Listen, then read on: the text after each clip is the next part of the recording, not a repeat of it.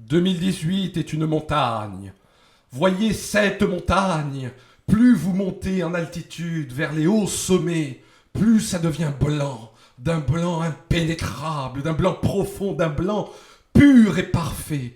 Et dans ce blanc, tels des rois, tels des héros, se dressent 16 couleurs, 16 chefs-d'œuvre cinématographiques qui dominent la montagne, l'année 2018. Et l'heure est venue, selon la légende, de rendre hommage à chacune de ces couleurs qui forment le top blanc de 2018. Eh ben, quelle émotion, quelle belle introduction, bravo. Ah, qui le dis-tu je veux dire. Ah, qui le dis-tu Eh oui, hein. Eh oui, donc comme tu l'as dit, 16 films qu'on a retenus donc, dans ce top maintenant traditionnel. Hein, le top blanc. Top blanc, eh oui. Et alors, parmi ces 16 films, effectivement, des couleurs chaque fois associées. Hein, Eh oui, par exemple, si je te dis 557, si je te dis 608, si je te dis 546, tu penses à quoi? Est-ce que ce serait... Peut-être les longueurs d'onde, non, des couleurs. Pas du si, c'est ça. Ah, c'est ça, oui. Bravo. Ah, dis donc. Parce qu'effectivement, chaque couleur représentera un film. Ouais. Et d'ailleurs, sache que le blanc, c'est la réunion, la quintessence de toutes les couleurs qui, Ah oui. dans un même élan de fraternité, de solidarité, se remettent ensemble. Eh oui, c'est ça la beauté, tu as raison. C'est beau, c'est même... Le blanc peut-être est le chef-d'œuvre des couleurs. Tout à fait. Et c'est pour ça qu'on s'attaque aux 16 meilleurs films donc, de 2018. Les 16 meilleures couleurs. Voilà. Et puis meilleurs, avec des guillemets. Mais bon, quand même, ils ont certaines qualités dont on va essayer de témoigner là dans notre fervent discours. Voilà, et c'est pour ça que je propose de retourner notre blanchier. Voilà. Eh oui, encore il mute, hein, il n'arrête pas, décidément. Eh oui, c'est le temps, qu'est-ce que tu veux? Eh oui. Telles les chenilles se transformant en papillons aux ailes colorées, Aux ailes colorées. Ouais. eh bien notre sablier est devenu blanchier. Parfait. Bon, alors on commence tout de suite. Par 557, je veux dire... Oui, la couleur vert, le vert. Voilà, le vert, Le merci. Le vert. Et quoi de plus vert que la nature, Oui, la joie de vivre, exactement. et Mirai, ma petite sœur. Absolument. Donc réalisé par Mamoru Hosoda. C'est son 5e film. 5e film quand même. Alors bon, lui c'est peut-être le plus grand héritier, c'est peut-être aller un peu vite en besogne, mais le plus grand héritier de Miyazaki, je pense. Alors c'est amusant vu qu'il est même pas dans les studios Ghibli, Non. l'esthétique de ses Ouais. animations est très différente. Très différente. Alors il y a des thèmes qu'on peut retrouver certes, mais il a vraiment une sensibilité particulière. Lui c'est vraiment la famille en plus. C'est la famille, j'ai l'impression, ouais. C'est même la traversée du temps. La je crois traversée que du temps. C'est déjà une histoire d'amour, il me semble. Oui, donc c'est les une histoire prémices d'amour. d'une famille. Oui, quelque part. Ensuite il y a Summer Summer Wars. Et où Donc- là c'était des réunions de famille aussi. Et... Famille. Ah bah oui, Ensuite il y a eu donc les enfants Lou Ameyuki. tout à fait. Donc là, Et coïncidence, encore une histoire de fratrie. encore une histoire de fratrie, et puis même dans Le Garçon la Bête, hein, après, finalement, c'est aussi, il y a de la famille, cet héritage, enfin bon bref. Enfin, il est vraiment là-dedans, et Mirai, ma petite sœur, poursuit cette veine-là, pour notre plus grand plaisir, parce que j'ai envie de dire, c'est quand même aussi un très grand Mamoru Hosoda, encore une fois. Hein. C'est d'autant plus remarquable que Ouais. c'est le genre de scénario qui te surprend, qui ne suit aucun rail. Bon, alors disons-le, c'est l'histoire D'un petit garçon de qui... 3 ans, je sais plus combien il a. Oui, il est quand peut-être un peu plus âgé, mais enfin, il est très jeune. Oui, pas 3 ans, oui, un peu Bah, plus âgé, oui. Il doit peut-être approcher les 10 ans quand même, mais voilà, les parents attendent une nouvelle venue dans la famille. Mirai. Mirai, la petite sœur, du Alors coup, pour du titre. l'anecdote, Mirai, apparemment, ça signifierait à venir. Ouais. Et c'est pas anodin du tout, parce que finalement ce qui va arriver, donc il va déjà très mal vivre cette arrivée là. Alors oui, non, au début quand même, il essaye de l'intégrer, il est curieux. Il quoi. essaie, Il il est est pas, curieux. Il est pas dès lors réticent, dès le départ réticent. Disons que fatalement, bah, quand voilà, une famille attend un autre enfant, bah, l'enfant qui était déjà là bah, commence à jalouser ce nouvel enfant qui est le centre de toute l'attention hein, finalement. Ah, mais ça ne concerne pas que les enfants, hein. Oui. Les animaux de compagnie, eux Par aussi, exemple. peuvent très bien se sentir... Pourquoi personne ne donne la parole C'est aux vrai. animaux de On compagnie se hein demande. Et ben justement, là, l'animal de compagnie, un chien, bah, trouve à un moment donné de la voix. Hein. On lui donne une voix Il particulière. s'incarne. Il Et c'est- s'incarne. Et c'est ça, en fait, qui est la magie de ce film. Mm. C'est qu'il est tout le temps très réaliste, mais en même temps, il y a un lieu, parce que c'est très géographique. Ah hein. oui, complètement. D'ailleurs, je te rappelle que le film commence par limite une carte, limite une, Oui, une c'est vrai. map monde. Une map presque. monde, et oui, oui. D'ailleurs, C'est- c'est un plan qui fera écho à la fin, où on aura ce même plan du ciel, en fait. qui prendra un tout autre sens aussi. Voilà, donc il y a un côté très géographique qui dit bien que le lieu a une certaine importance. Ouais. Et là, pour le coup, quand on se promène dans un lieu, dans la cour intérieure, dominé par un arbre, eh bien là, le temps n'existe plus.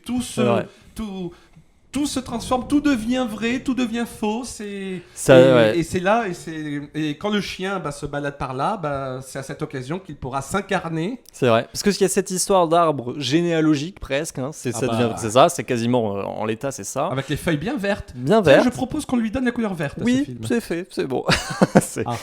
Et ce qui est très beau, c'est que le film, je trouve, il y a une vraie progression du merveilleux. C'est-à-dire que même le merveilleux, tant qu'il est contenu dans l'enceinte de la maison, il y a toujours ce parallèle réalisme merveilleux. Puis au bout d'un moment, il y a un vrai dérapage. Parce qu'en fait, c'est vrai qu'on reste toujours fondamentalement en vrai, en dehors des visions, entre guillemets. Oui. On reste toujours dans cette même cour. Fondamentalement, mais c'est vrai que tout le long du film, l'espace imaginaire s'agrandira de plus en plus, s'ouvrira de plus en plus. Tout à fait. À la fin, c'est carrément même une lande très vaste. Il y a même la grande ville, la gare qu'on trouve. Voilà. Enfin, et tout ça, voilà. Et ce merveilleux-là, ce qui est très beau encore une fois chez Osoda, c'est qu'il se sert du merveilleux. C'est pas un prétexte, non, certainement pas. C'est juste une façon de décrire et de déchiffrer presque l'universalité du sentiment humain. Et puis même de la famille, parce que finalement, en remontant cet arbre généalogique-là, Mirai s'aperçoit, enfin Mirai, non, le héros s'aperçoit finalement que sa mère était comme ça plus jeune. En fait, ça permet des rencontres familiales totalement improbables. C'est ça, à travers le temps, le passé, le futur qui se mêlent, parce que sa petite sœur, il la voit effectivement plus grande, mais ses parents, il les voit plus jeunes. Donc il y a tout un jeu comme ça de temporalité un peu brouillé. Et finalement, donc lui, il redécouvre et revisite l'histoire familiale comme ça, alors qu'il est très jeune. Même si c'est une histoire familiale assez materno-centrée, on va dire. Oui, globalement. Le père, il n'a pas vraiment droit. Il n'a pas le droit. Le grand-père a le droit, mais grand-père maternel. Voilà. C'est clair. C'est donc bon, oui, c'est un peu... Et puis c'est très beau de se dire que... Donc oui, c'est la représentation de l'arbre généalogique et que chacun a sa propre branche. Oui. Chacun a sa ramification. Et que c'est justement cet arbre-là qui est dans le jardin. Qui est dans le jardin, tout est là. Qui était là depuis toujours, depuis la naissance de la dynastie. Ouais.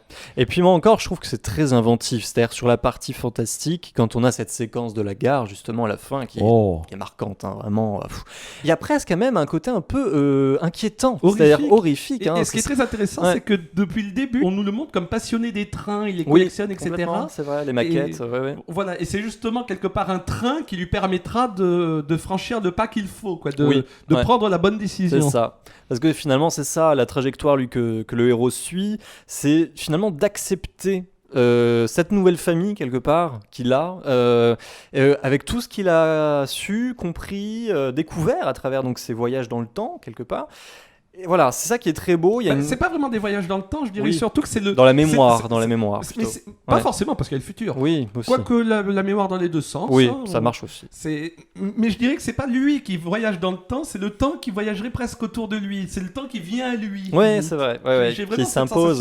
C'est vrai. Ouais. Et il a toujours cette sorte d'émerveillement en plus à retourner dans cette dimension, on va dire fantastique. Qu'il accepte très facilement, très bien, naturellement même. Voilà, parce que c'est une sorte d'échappatoire aussi déjà pour lui, parce que voilà, dans la vie de tous les jours, il est pas du tout, enfin, il est pas au centre de l'attention encore une fois, et du coup là, il se retrouve un peu héros de sa propre histoire aussi.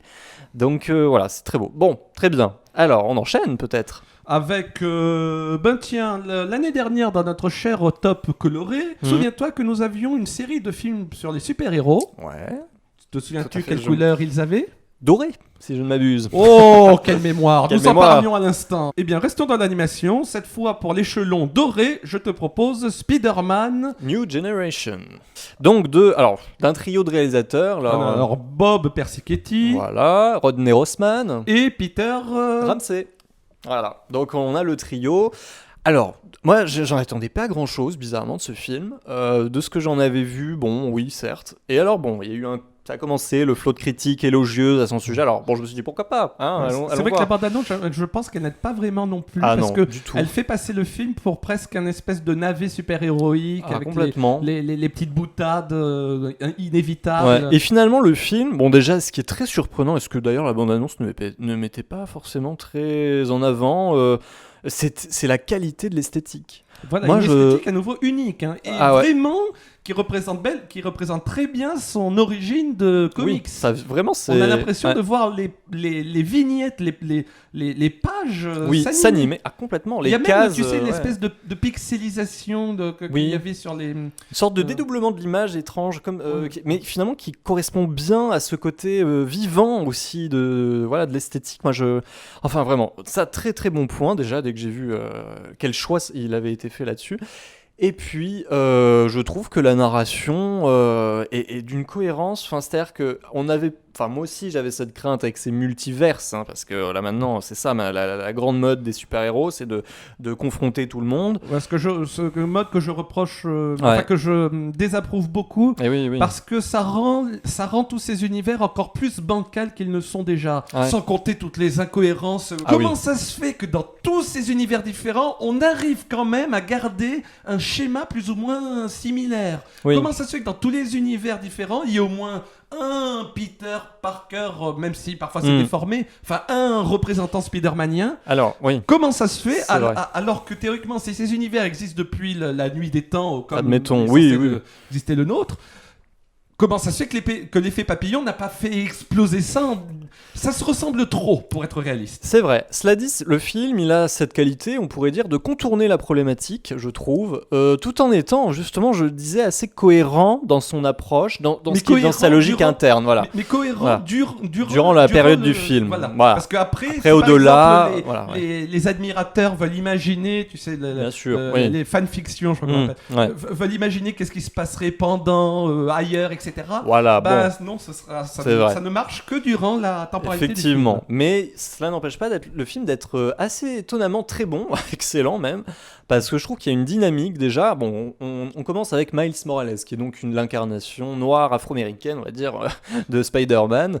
Donc dans un ghetto, avec une vie pas forcément... Voilà, on n'a pas l'habitude d'ancrer le héros Spider-Man dans ce contexte-là. Voilà. Ça, je trouve ça très intéressant. Et puis en plus, ça ouvre du coup des possibilités narratives intéressantes. C'est vrai que les autres Spider-Man n'ont jamais eu droit à leur apparition cinématographique en film.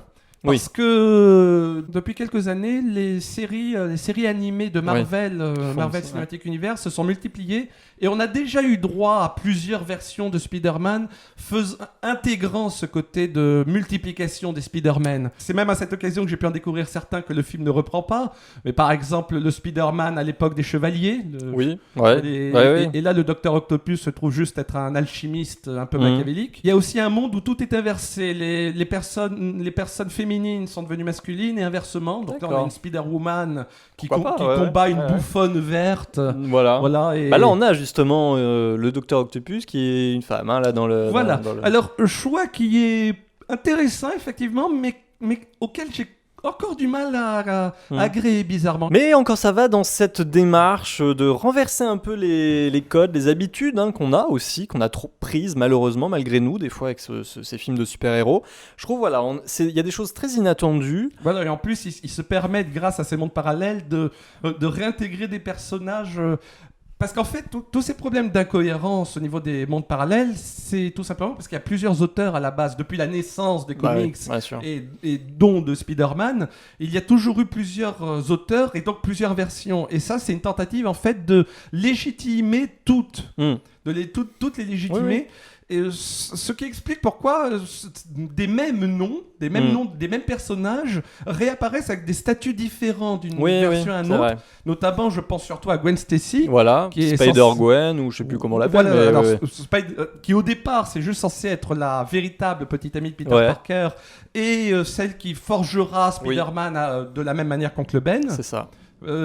Mais finalement, Gwen Stacy va donc aussi devenir, dans d'autres versions, une forme parallèle de Spider-Man. C'est ça qui est intéressant aussi. Ça, ouais, tout à fait. Ah oui, mais c'est à l'image d'une toile d'araignée, quoi. Ah bah oui, là, ça va. On s'en mêle dedans. On s'en mêle complètement, mais voilà, ça reste lisible malgré tout, parce qu'il y a un vrai travail aussi sur les scènes d'action. Et puis, il y a ces scènes d'action-là qui sont très inventives, mais il y a aussi une dramaturgie qui m'a beaucoup plu. Tout un axe avec l'oncle, à un moment donné, qui va se révéler. Et je trouve que là, l'écriture, elle est précise. Elle est assez exigeante. C'est-à-dire que alors ça reste dans des clous, quelque part aussi. On a déjà vu ça. L'oncle, mais c'est écrit. Deviner. Ça reste bien amené, bien conduit. On s'ennuie à aucun moment dans ce film. Moi, je trouve que c'est vraiment une gageure. Ça n'arrête pas. Il y a toujours des choses. C'est d'une richesse visuelle, mais thématique aussi, quelque part, constante. Et la fin, donc c'est vraiment la fin, une explosion avec ce grand méchant. Le Caïd. Il y a un arc très très émouvant autour de lui, je trouve. Ouais. Qui est là, qui existe un peu, mais pas suffisamment. Peut-être que c'est dû au fait que le Caïd n'apparaît pas tant que ça à l'écran durant tout le film. C'est surtout à la fin le répondant de ce traumatisme, enfin de cette... Oui, c'est quelque part c'est un traumatisme dans lui. Le paiement à la fin dans le climax ne me convient pas. Je trouve que c'est dommage. Ils ont raté quelque chose. Et c'est pas assez viscéral, c'est pas assez... viscéral, tiens, ça gronde pas. Ça gronde pas. Ça gronde trop superficiellement. Le tonnerre, si, mais bon. Et juste pour finir sur les critiques... Disons que le côté humour qui décrédibilise un peu, je l'ai un peu trop ressenti, un peu à la manière des Gardiens de la Galaxie 2 où il y avait la tendance à chaque fois de parodier les scènes fortes. Ouais. Alors là, ça s'insère mieux parce que le visuel est propice je trouve, à ce genre d'autodérision, à cette avalanche de méta. Mais encore une fois, le méta, ça commence à devenir on en a partout, mais oui. On en aura d'ailleurs encore dans cette émission, vous verrez. Mais bon. Mais oui, voilà, c'est un très bon film, très surprenant, en tout cas à l'aune de ce qu'on nous avait présenté en amont, où on se disait, mon Dieu, qu'est-ce que ça va être encore que cette chose. Et en fait, pas du tout, ça tient beaucoup de promesses. Avec un climax complètement hallucinant. Voilà, bon. Très conseillé. On enchaîne tout de suite alors avec la couleur... 689 nanomètres. C'est le marron donc. Voilà, le marron. Alors là, nous allons parler d'un film déjà évoqué dans un avis à vif. Oui, on passera un peu rapidement dessus du coup, mais on va revenir un tout petit peu dessus. Voilà, le numéro 28 pour les intimes. Le secret des Marrowbone. Voilà, de Sergio G. Sanchez. Voilà. Qui a collaboré un peu à l'écriture déjà d'une part sur l'orphelinat de Juan Antonio Bayona. D'ailleurs, Juan Antonio Bayona coproduit tout à fait. Secret des Marrowbone. Voilà, donc c'est une histoire de une collaboration qui dure déjà. Et donc là, c'est son premier film en tant que réalisateur et j'ai envie de dire, c'est très réussi. Oui, c'est très réussi. C'est en plus, dans une veine pas si éloignée que ça en fait de ce que fait Bayona, mais de ce veine espagnole. Une veine, j'ai envie de dire, qui est beaucoup plus large que ça, c'est-à-dire une sorte de réalisme fantastique, mais sous les apparats du conte en fait. J'ai presque envie de dire. Alors que pourtant le film, c'est ça que j'apprécie beaucoup, arrive à garder une cohérence. Il arrive à garder un univers très réaliste, très vraisemblable. Tout à fait. Même en y incorporant toute une histoire de fantômes, crainte de fantômes, un peu horreur, etc. Mais à la lumière de la révélation, ça aurait très bien pu arriver réellement. Il y a une ingéniosité mais presque de l'ordre de la manipulation. C'est-à-dire, mais ça demande un vrai talent. Et c'est vrai qu'on est baladé tout le long du film. On ne sait pas trop à quoi se rattacher. Il y a des indices qui sont parsemés ici et là. On a presque l'impression que ça se contredit parfois. Moi, c'est-à-dire qu'arriver, c'est la seule réserve que j'aurais, mais parce que sinon le film est vraiment excellent sur tout le reste.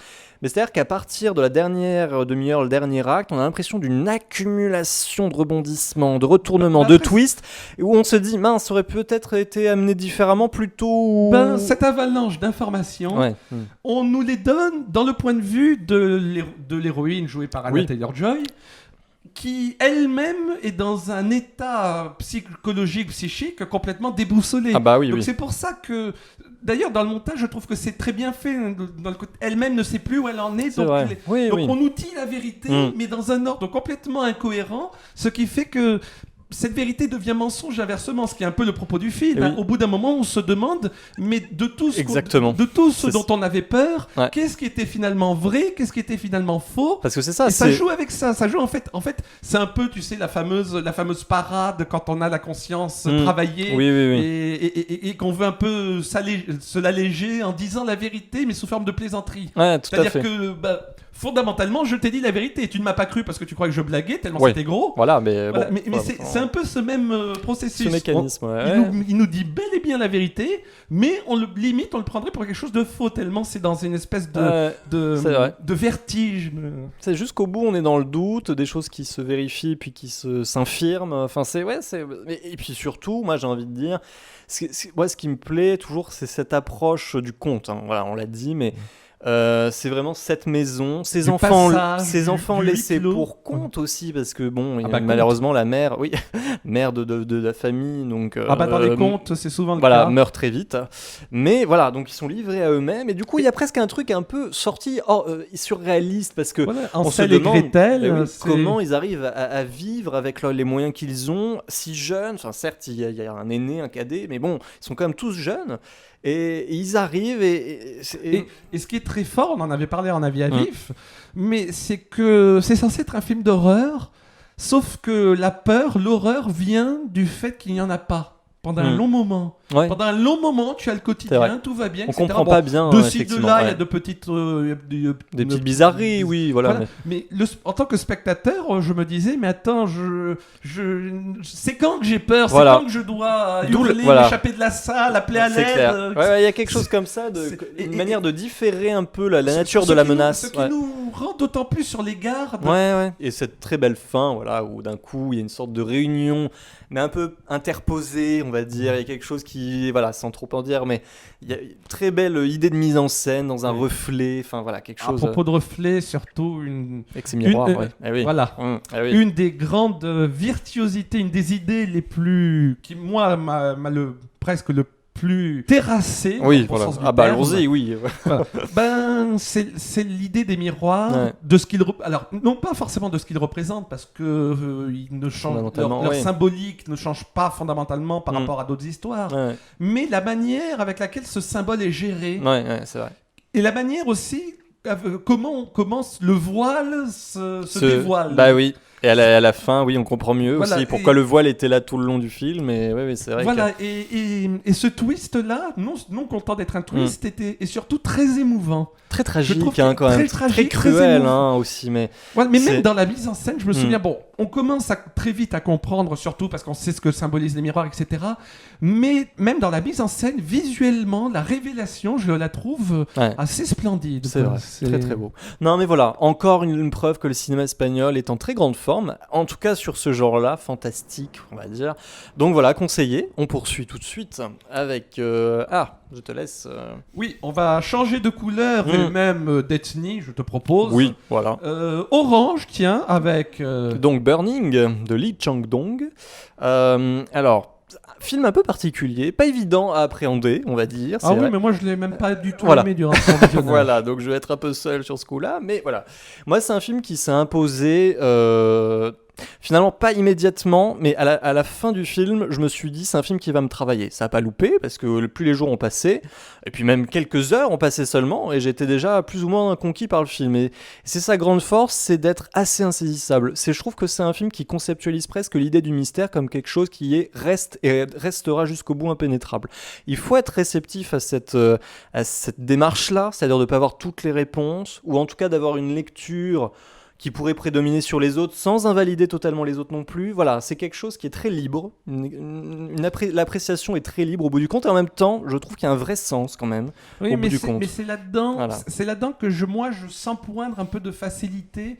Alors, je me doute bien que ça a dû être très réfléchi, ou pas finalement, parce que limite, j'ai presque l'impression, dans tout ce que tu me racontes, que ça, c'est toi qui l'as fait, le film, limite. C'est toi qui vois. Et il y a cet aspect un peu. Alors, c'est une autre branche du cinéma Tout à fait. que moi, j'ai beaucoup plus de mal à laquelle j'ai beaucoup plus de mal à adhérer. Mais j'y vois presque un aspect un peu malhonnête, un aspect paresseux, ou un aspect trop timide, quoi. On montre quelque chose et puis de toute manière, il y a bien quelqu'un que ça inspirera, il y a bien quelqu'un qui verra un truc que j'avais pas prévu. Je trouve la démarche, alors, elle n'est peut-être pas vraie pour ce film-là, mais en règle générale, et c'est ce que j'ai ressorti durant le visionnage, je trouve cette démarche un peu presque malhonnête, quoi, hasardeuse. Au bout d'un moment, moi, je préfère les réalisateurs qui savent ce qu'ils racontent eux-mêmes, qui racontent quelque chose plutôt que de laisser le spectateur imaginer le film. C'est une question de goût. Je pense que le film tranchera énormément sur cette question-là parce que, effectivement, j'ai vu de tout et son contraire, même si le film est quand même plutôt bien aimé. Mais voilà, moi alors redisons juste le postulat. Donc, c'est un jeune homme qui retrouve une amie qu'il avait connue à l'école, certainement. Voilà, une relation se met en place entre eux. Finalement, elle va être amenée à partir à l'étranger, en Afrique, je crois. Et à son retour, lui, il va l'attendre. Et à son retour, elle sera au bras, on va dire, d'un autre type qu'elle a rencontré sur place, qui est tout son contraire exact. Voilà.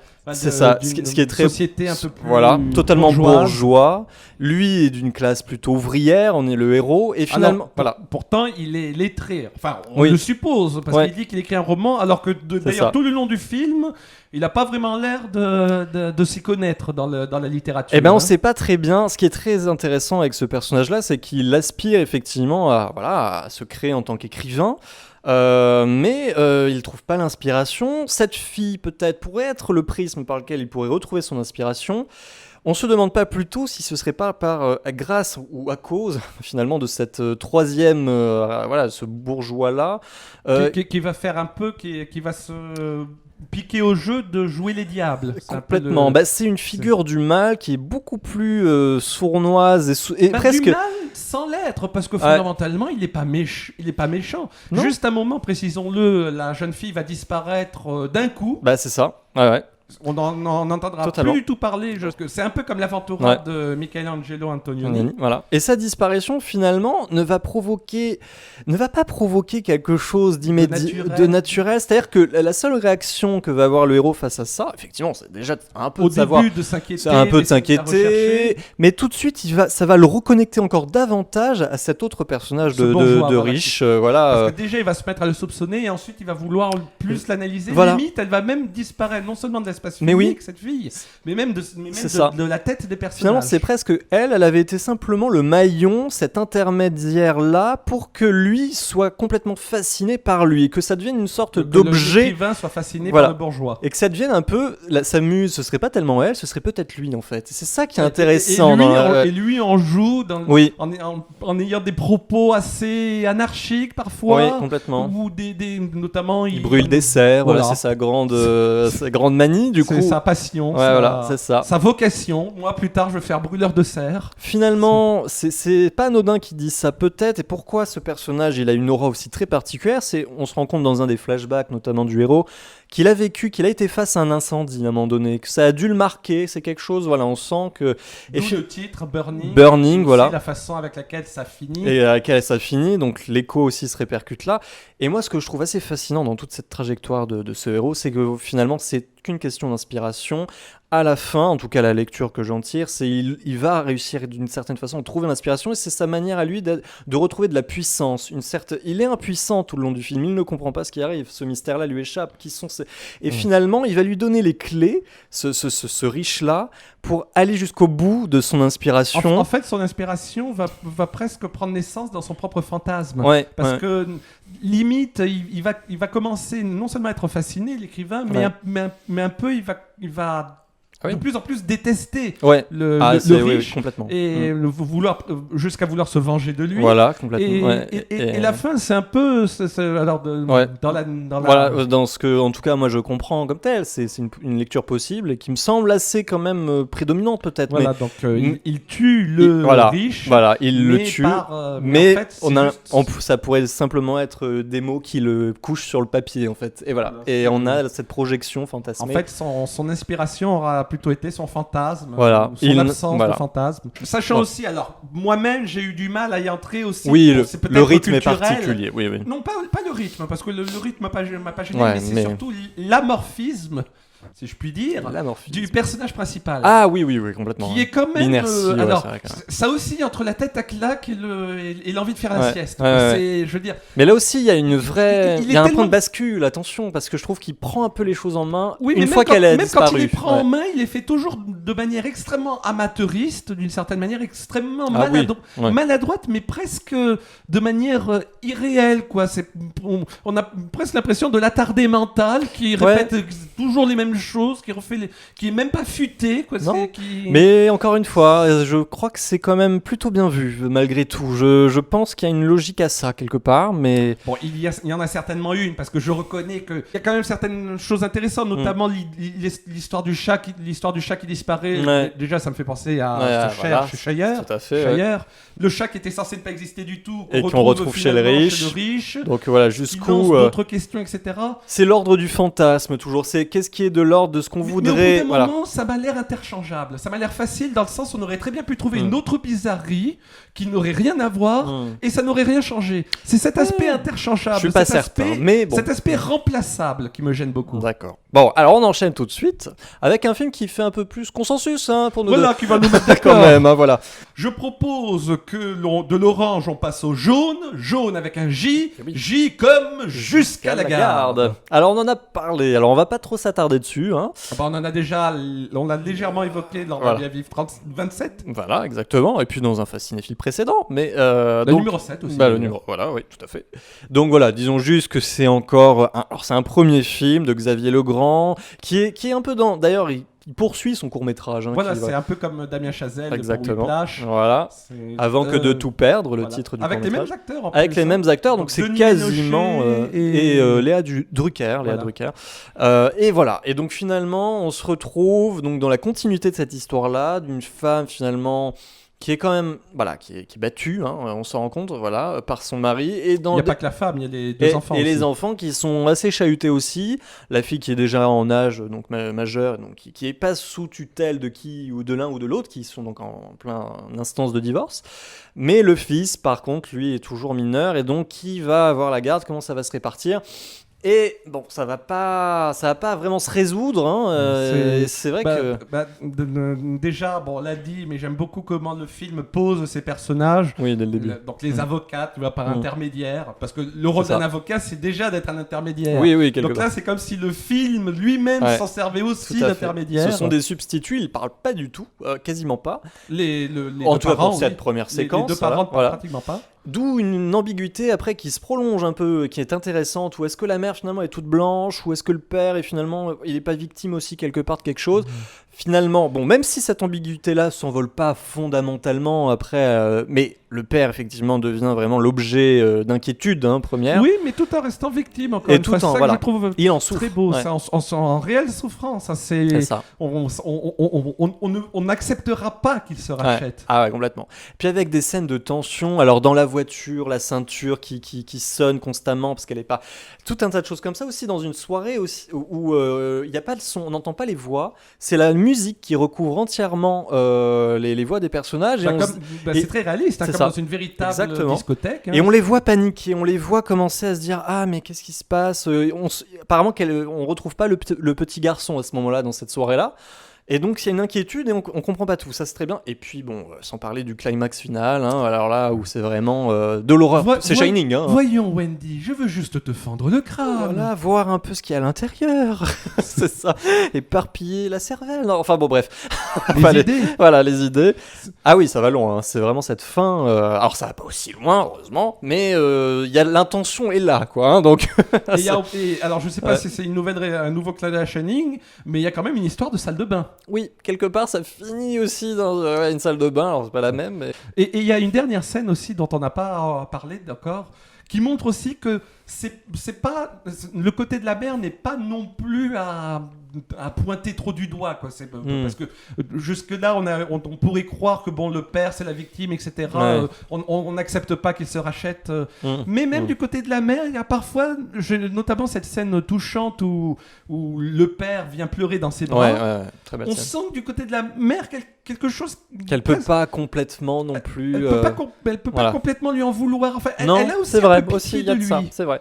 Il y a ce côté où voilà, elle peut pas faire la paix avec ce qu'il lui a fait forcément, mais elle est pas non plus. Voilà, peut-être elle se dit peut-être qu'il a changé au fond, peut-être que bon, voilà, la fin nous dira que c'est le contraire, mais enfin en tout cas qu'il a pas pu, il a failli changer.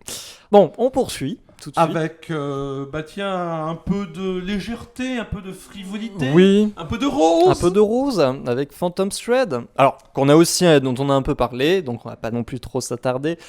Voilà, alors moi c'est une grande claque cette année, je le cache pas. Ah oui, parce que rose, c'est pas seulement de la frivolité, non. c'est pas seulement des pétales, non, ce sont aussi les épines. Voilà, très vénéneux tout ça, cette histoire. Ah, surtout les champignons, oui. Oui, parce que il y a les questions aussi de champignons. Ah, mais ce film, on devrait le renommer le film champignon. Ah oui, bon, ça aurait un peu moins d'élégance, parce que là, d'élégance, il en est question quand même. Mushroom Movie. Mushroom Movie.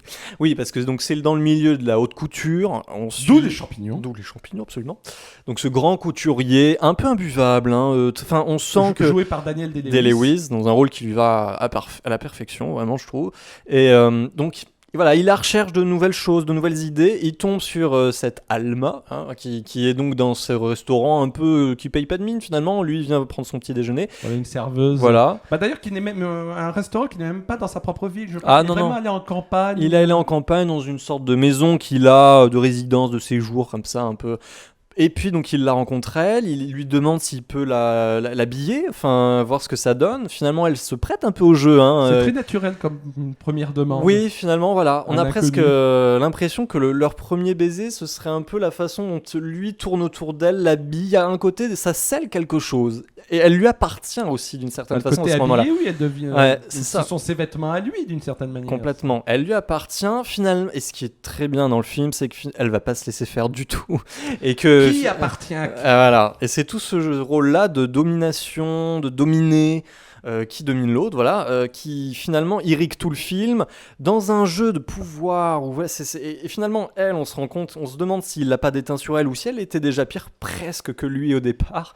C'est vrai que rétroactivement, on peut se poser la question parce que limite, même de par son visage jeune, angélique, on a l'impression que c'est la jouvencelle innocente. Bon, complètement. Il est allé la chercher dans la campagne qui n'a pas été encore contaminée aussi par une sorte de société, de richesse.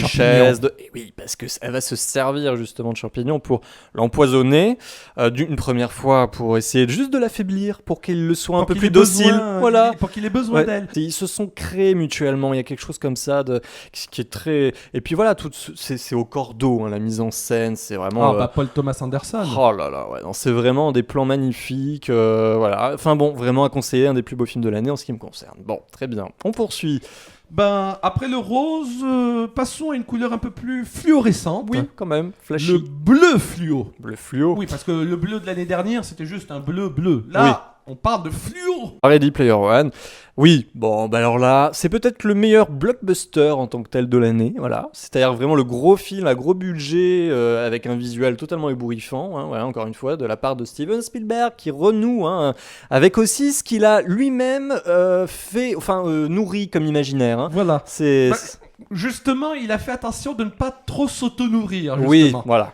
Ses propres références... Elles sont très... Oui, ça va. Minoritaires. Il y a juste, je crois, le tyrannosaure qu'il a... Peut-être de Jurassic Park, bien entendu. Mais globalement, non. Là, au moins, c'est bon. Voilà, il s'émancipe tout en gardant cette attache-là qu'il a pour cette pop culture, qu'il a lui-même initiée. Mais voilà, cette pop culture-là qui devient vraiment l'action, le sujet même du film. Ce n'est pas juste du méta pour du méta, mais c'est un méta qui vient dans le scénario. C'est la fusion entre le méta, entre l'extérieur du quatrième mur et l'intérieur. Ah oui. Avec cette idée donc d'étape en étape, le héros qui va rentrer, parce qu'on a le réel et on a cette oasis, donc le monde virtuel. Alors toujours pour les métaphores, je dirais que d'une certaine manière, habituellement, le cassage du quatrième mur, c'était c'était le film qui Ouais. allait vers le spectateur. Ouais. Bah là, c'est limite un peu l'inverse, vu que le sujet du Oui. film, c'est le spectateur lui-même. C'est ça. C'est quelque part, on est un peu à la place du héros qui se projette dans ce monde-là, qui peut être l'avatar qu'il veut, hein, fondamentalement. Là, il choisit Et d'être puis c'est une... quelque chose qui existe déjà, les Bah oui. Comics-Con, Play Ouais, Azure. bah, c'est ça. On aime se déguiser en nos idoles. En nos idoles. Hein.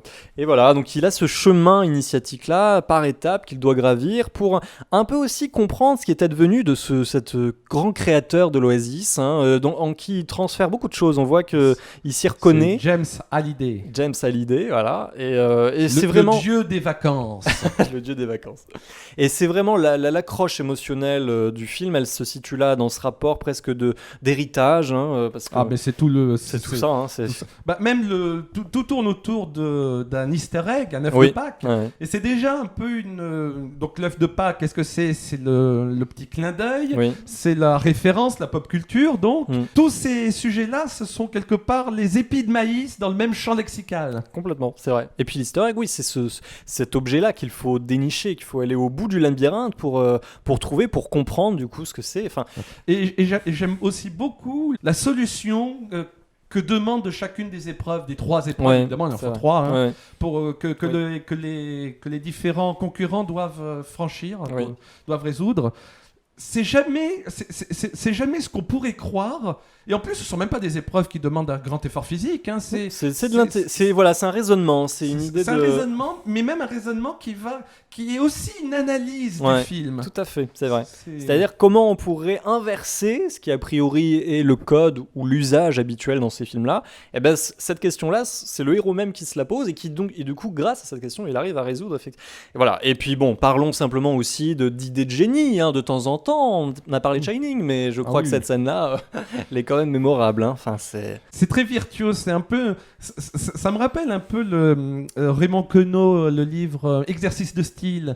Tu compares le véritable Shining de Kubrick avec cette séquence-là. Oui. C'est un peu le même film, mais avec un autre genre, quoi, vu sous un autre prisme. Complètement. Exercice de style. Quoi, d'autant qu'il y a quelque chose d'assez amusant, c'est qu'il a fait du coup AI Spielberg et qui devait être fait par Stanley Kubrick au départ. Donc, voilà, bon, ils étaient déjà très copains tous oui, les deux. Bien sûr, ça n'est pas que ça, mais voilà, disons que c'est la coïncidence aussi est là. Mais... Ça a aidé, donc, et c'est vrai que c'est très beau aussi encore une fois, même le créateur, le dieu des vacances, se met lui-même en scène. Alors non seulement son avatar Obi-Wan Kenobi sur le bord, le mage, voilà. Tout à fait. Mais surtout le fait qu'il prenne la place de Jack Torrance, Nicholson, tu sais, dans le cadre photo. Il y a même une idée de recréer l'histoire, parce qu'Internet c'est un peu le royaume des fantasmes. C'est ça. Donc recréer l'histoire comme elle aurait dû être. En plus, moi ce James Hallyday, son œuvre, ce qu'il laisse derrière lui, cette quête de l'œuf de Pâques, c'est comme s'il appelait à l'aide tous les internautes quelque part réparer sa propre histoire à lui. Par contre, ça a beau être Spielberg, je trouve qu'il y a quand même de petits défauts. Notamment le monde réel. N'existe pas beaucoup. Voilà, il n'existe pas beaucoup et même il n'est pas si décadent que ça. Bon, on sent que c'est un peu ghetto, mais c'est pas assez sale, c'est pas assez poussiéreux. On a dû un peu de mal à comprendre pourquoi un besoin de telle évasion. Et surtout, un propos qui était très intéressant, c'est en quoi l'Oasis dépend du réel et inversement, en quoi l'un influe sur l'autre. C'est vrai. Notamment l'idée de l'argent, tu sais, on va dans l'Oasis pour payer ses impôts, on risque de se ruiner dans l'Oasis. Ouais, finalement, la charge un peu politique ou sociale du film, ça aurait pu être ça, et non, finalement ça reste du divertissement.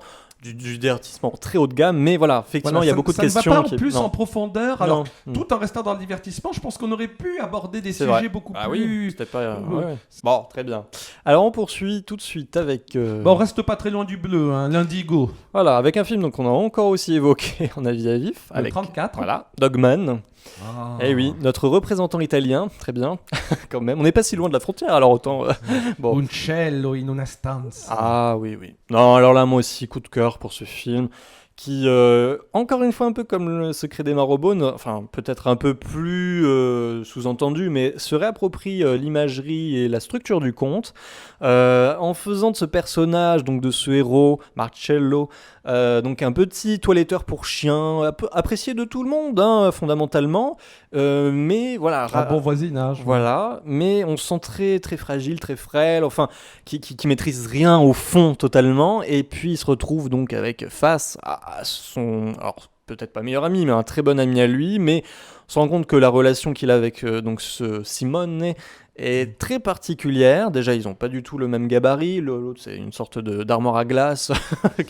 Donc déjà, il y a ce décalage-là. Une sorte de conteneur ambulant. Conteneur sur pattes. C'est clair. Et du coup, ce décalage-là est immédiatement inquiétant aussi, puis on est constamment sous tension, quoi. Et puis on sent que le côté amitié, on se demande jusqu'où ça va, jusqu'où c'est réciproque. C'est ça, ouais, on se dit bien quand même. Et tout l'intérêt de ce Dogman-là, pourquoi Dogman, c'est c'est bon, effectivement il est toiletteur, donc il a vraiment ce rapport particulier au chien directement. D'ailleurs, même plus au chien que pour les êtres humains. Je me souviens encore de cette scène où il veut sauver un petit chien laissé derrière. C'est derrière dans un congélateur. Hein. Voilà. Et lui qu'on croyait tout frêle, tout fragile, eh bien il outrepasse pas mal de règles. Hein. Il doit faire preuve de pas mal de courage pour sauver ce chien. Voilà. Et oui, non, c'est vrai que c'est très touchant, et cette relation-là qu'il a, et puis une relation finalement qu'il va presque, d'une certaine façon, aussi répercuter sur Simone, parce que c'est comme il se sentait le devoir de domestiquer Simone. Hein. Il n'y arrive pas, mais jusqu'à la fin où là il y arrivera, il sera bien obligé de le faire. Oui, enfin, domestiquer, oui, il y a peut-être d'autres méthodes pour assagir quelqu'un. Voilà, malheureusement, c'est tellement un chien furibond, j'ai envie de dire, furibard, ce Simone aussi à sa façon. Et puis c'est très beau, déjà le fait que ça peut être identifiable à un huis clos, parce que tout tourne autour de cette place qui a d'ailleurs une esthétique assez particulière. Et je te ferai dire qu'au centre de la place, il y a un petit parc pour enfants. Oui. Et ce n'est pas anodin, parce que je trouve que c'est plus ou moins un film de chamaillerie, de cours de récréation, limite. Ils ont beau être adultes, ils n'en demeurent pas moins immature. Il y a vraiment le côté déjà, donc de la part de Marcello, de vouloir se faire remarquer. Tu sais, le petit cancre de la classe tout timide qui aimerait quand même attirer l'attention, soit de la maîtresse, soit du gros caïd de la classe. Voilà. Il y a vraiment cette envie d'être reconnu. Et alors du côté par contre de Simone, là, lui, cette envie de rappeler aux autres qu'il est lui. Voilà, que c'est lui et pas les autres. C'est vrai, c'est vrai que... Donc, et entre les deux, il y a cet aspect presque de chamaillerie, grand frère, petit frère. Et même à la fin, je me souviens de ce plan séquence qui a tendance à s'agrandir, je crois, de mémoire. Bon, on reste beaucoup, c'est un gros plan, beaucoup sur lui qui s'essouffle parce qu'il il porte... Mais surtout, ce que j'ai beaucoup aimé, alors là c'est peut-être une vue de l'esprit, mais dans le fond flou, on a l'impression que se démarquent certaines silhouettes qu'on pourrait croire humaines, et finalement on a l'impression, non, ce sont des buissons. Ça a tout l'air d'être des buissons, en fait, des arbustes. Peut-être, mais il y a quand même une espèce de doute, je trouve. Enfin, moi, c'est ce que ça m'a fait. Comme s'il y a encore une fois, parce que ça se termine, il est soufflé justement au centre de ce parc pour enfants. Toujours. Et donc c'est comme s'il y avait les adultes qui le surveillaient, les surveillants, les professeurs, etc. Alors en plus, tout à la fin, on croit voir poindre une voiture de police ou une voiture tout court. Oui, on voit des lumières qui commencent de voitures, justement. Voilà, donc on se demande, est-ce que c'est une vision ? Est-ce qu'on l'a vu ? Est-ce qu'on ne l'a pas vu ? Est-ce que c'est juste le spectateur qui quelque part se dédouble au fond de ce flou ? C'est vrai que cette fin est très incertaine. En même temps, voilà, c'est ce qui fait la beauté. Qu'est-ce qu'il va devenir de Marcello après ça ? Bon, en tout cas, voilà, très beau film, très beau représentant de l'Italie. On poursuit tout de suite. Toujours un tout petit peu dans les bleus, mais cette fois plutôt le cyan. Le cyan. Alors, avec tout de suite... Searching de Anish Chaganty. Voilà. Alors oui, alors là encore un concept de mise en scène tout à fait hors norme, quelque part, parce que vraiment, faut garder l'attention quand même des spectateurs avec ce dispositif-là, qui est donc, c'est des fenêtres d'ordinateur qui se succèdent, qui se superposent tout le long, comme si on était sur un bureau d'un ordinateur tout le long du film. Alors, je tiens à préciser que si toi tu as insisté pour incorporer Burning dans ce top blanc, toi tu as insisté. insisté. C'est moi qui insiste. Ah oui, Searching. c'est vrai. Alors Donc, que j'ai bien aimé, à la différence de toi pour Burning, mais... Ne serait-ce donc pas plutôt à moi de présenter ce chef-d'œuvre? Oui, mais je sais que tu vas en parler beaucoup plus après, alors je présente, voilà. Mais disons que voilà... Gardons le meilleur pour la fin. Ouais, exactement, c'est ce qu'on dit. Donc ce dispositif-là, où donc toutes les fenêtres, finalement, voilà, c'est ce père donc, qui voit sa fille disparaître. Ou surtout qu'il ne la voit pas. Qui ne la voit pas, justement, mais voilà, il la recherche à travers un médium voilà, qui est l'Internet. Et c'est ça qui est assez amusant, c'est comment il va Un nouveau Oasis. Oui, quelque part, ouais. C'est comment il va finalement apprendre à connaître sa fille qu'il ne connaissait pas si bien que ça, finalement. Et voilà, à travers les réseaux sociaux, à travers les preuves, quelque part aussi, qu'elle a disséminées, sans vouloir disséminer quoi que ce soit, mais malgré elle ou à son insu, voilà, elle a laissé les preuves suffisantes, heureusement, quelque part, pour qu'il remonte sa trace, oui, quelque part. Hein, voilà. Alors, je peux y aller, le meilleur peut enfin exploser. Allez, vas-y. Je plaisante, bien sûr. Ben oui, donc je suis tout à fait d'accord avec ce que tu dis. Mais surtout, ce que j'aimerais mettre en avant, c'est la complémentarité, la performance de la forme et du fond. C'est-à-dire que déjà la forme en soi, tout est vu à travers des écrans. La caméra n'existe pas. Non. Ce ne sont que des écrans, que ce soit écran d'ordinateur, écran de téléphone portable, écran de caméra vidéosurveillance, voilà, etc. Voilà. Mais la caméra en tant qu'outil cinématographique, en tant que point de vue, n'existe pas. C'est ça. Nous sommes juste devant des artefacts technologiques, quels qu'ils soient. Bon, ça c'est déjà fait. Il y a un peu unfriended. Oui, alors voilà, c'était pas tout à fait, c'était webcam, mais oui, finalement, on est dans un... C'est toujours ça. Et je vais en venir, c'est d'autant plus fort que le fond n'en est pas délaissé. Ah non. Au contraire, ça le sublime. Ouais. Et c'est ça que je trouve extraordinaire, c'est à quel point non seulement le défi est tenu, mais à quel point ce défi n'est pas gratuit, et à quel point ce défi ne fait pas défaut. Ah oui, ne c'est crée sûr. pas de défaut au fond. Ça ne déforme pas le fond.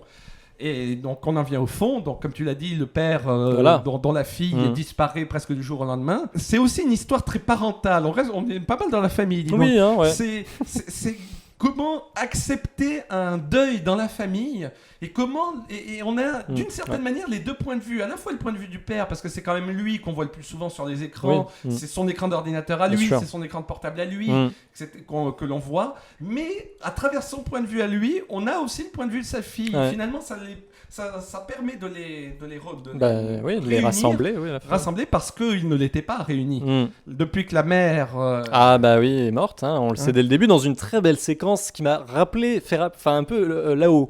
Il y a une manière de monter les choses comme ça. En 10 minutes, on a un condensé de vie, comme ça, c'est très beau.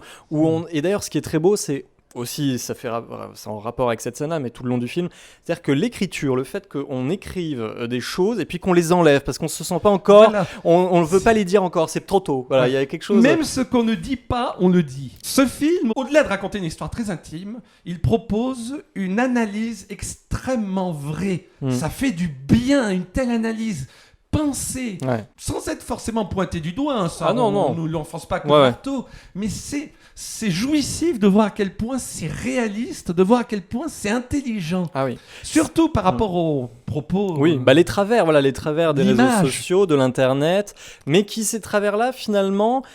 peuvent avoir du bon. Et peuvent avoir du bon... et du mauvais. Du mauvais, bien sûr, c'est dit, hein, parce que tout ce truc, à un moment donné, quand elle finit par elle disparaît, ces supposés amis, d'un coup, c'est les meilleurs amis, alors que pas du tout. On apprend que finalement, c'était juste des connaissances qui n'avaient pas grand-chose à faire d'elle. Et voilà. Voilà, pour un peu les vidéos qui font, qui font beaucoup de vues sur YouTube, c'est juste la collègue de classe qui dit c'est ça. En larmes, je l'adorais, etc.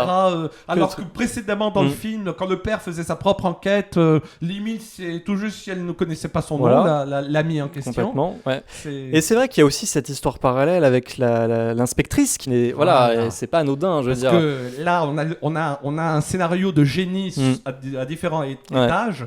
Donc là on parlait de l'univers, le monde décrit qui est le monde réel, qui est magistralement bien pensé, magistralement bien analysé, retransmis. Voilà. Mais même du point de vue intime, du point de vue des personnages que l'on voit, des personnages principaux, il y a aussi une dimension de génie, je trouve. Très vrai aussi, parce qu'on serait en droit de se demander, on serait à sa place à elle. Ah bah oui. Qu'est-ce qu'on aurait fait? Oui, on la comprend. Je serais prêt à parier qu'on serait très nombreux à avoir réagi comme elle. Et pas à tort. Alors, pour certains détails, si. Ouais. Mais en grande partie, c'est à raison. Mais elle a sa raison. Mais c'est ça. Mais c'est ce que disait, je sais plus, si c'était pas dans la règle du jeu, c'est l'horreur dans ce monde, c'est que chacun a ses raisons. Et finalement, c'est ça. C'est que la raison n'ignore pas toujours. Et oui. Donc voilà. Et là, finalement, elle a ses raisons qui peuvent être légitimes de son point de vue. Et elles le sont, on la comprend. Et en plus, en faisant du mal au père, c'est justement ce qui les rapproche. Ouais, complètement. Ils ont les mêmes enjeux, mais des enjeux qui étaient voués quelque part à se révéler l'un l'autre, à converger. Ah oui, non, mais vraiment, oui, non, très bon petit film.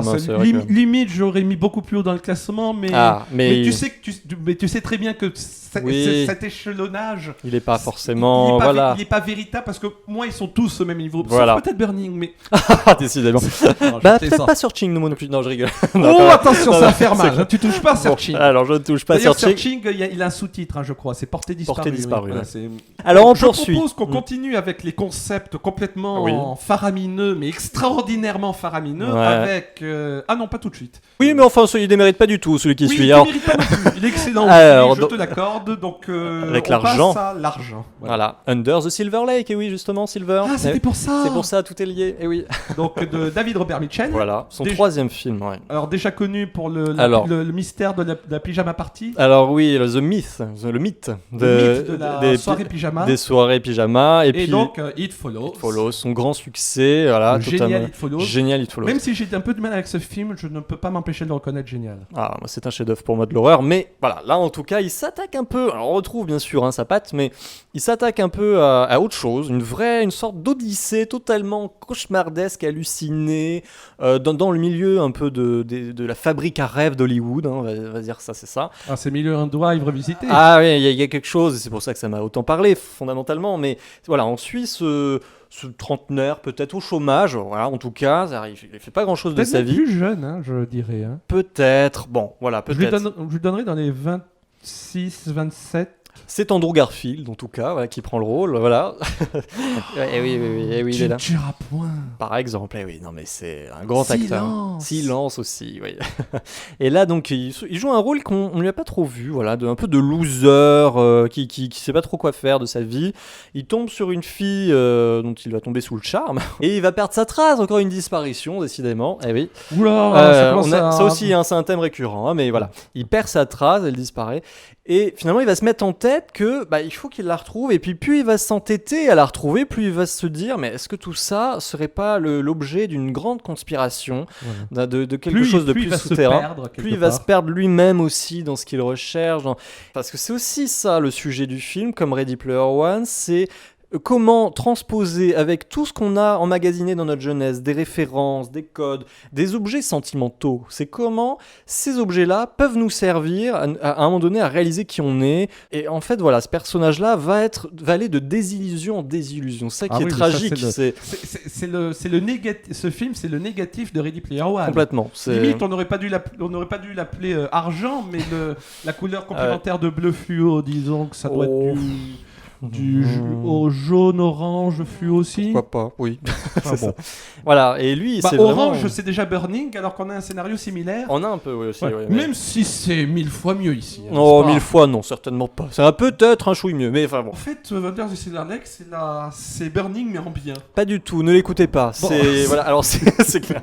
Alors, non, ce qu'il faut dire aussi, c'est que... c'est un film qui a compris l'horreur. C'est pas le seul dans cette liste. Non, c'est pas le seul. Ah oui, aussi, qui tient... Oui, tout à fait. Mais à chaque fois, ça a tendance à me courroucer, mais j'oublie tout le temps le nom de cette toile, tu sais, le cauchemar, où on voit quelqu'un dormir. Ah oui, je vois, je l'ai plus non plus en tête. Mais un cheval monstrueux. Une sorte de gargouille aussi dans l'eau, je crois, sur le corps d'une femme endormie. Oui, c'est vrai.